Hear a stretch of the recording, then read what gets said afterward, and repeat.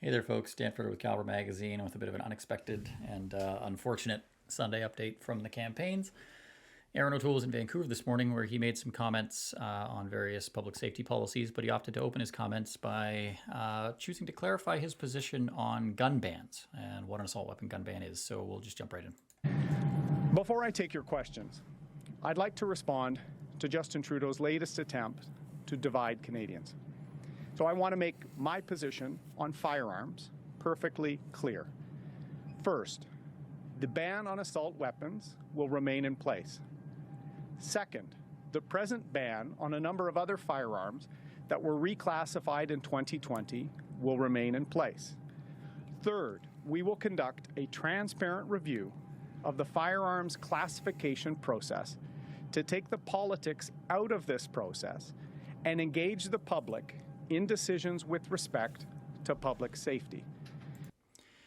Now, he goes on to attack Justin Trudeau, as you'd expect, saying that Justin Trudeau's policies have been divisive and partisan and whatnot, but it all comes off a bit rich as a gun owner, given he just committed to keeping a ban that in every single one of the radio interviews that I did last year, which is probably hundreds by now, every single radio host agreed it was a political action, completely unbidden, seeking votes in the next election.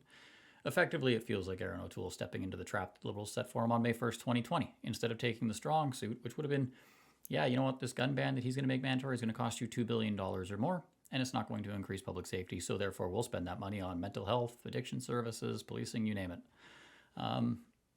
So I'm pretty disappointed, obviously. Where this leaves gun owners for the election remains unclear. Although the third component in his announcement this morning was a clear and transparent and publicly available review of the classification system to quote-unquote remove the politics from it. You'll excuse me if I take that with a little bit of a grain of salt this morning.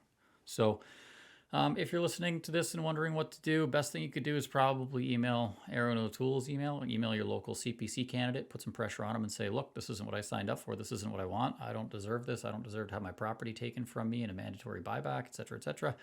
And seek some clarification. Maybe you'll say, yeah, you know what, who knows? But this is the news today. This is what I'm supposed to do is good, bad, or indifferent. And this definitely, I would say, falls into the bad news category, unfortunately. So is it a reason to panic? No. Is it good? No. So email your local folks. If you want to support us and what we're doing here, obviously with the coverage, head over to calibremag.ca/subscribe. Buy yourself a magazine subscription so that we can literally keep the lights on doing this kind of stuff. Other than that, I will see you guys probably on Tuesday with another episode of Gun Vote, our daily updates throughout the work week on the election campaign, where we will probably / very much be talking about this with, I believe, Phil Chow once more, and talking about what this might mean for gun owners in the case of a conservative government.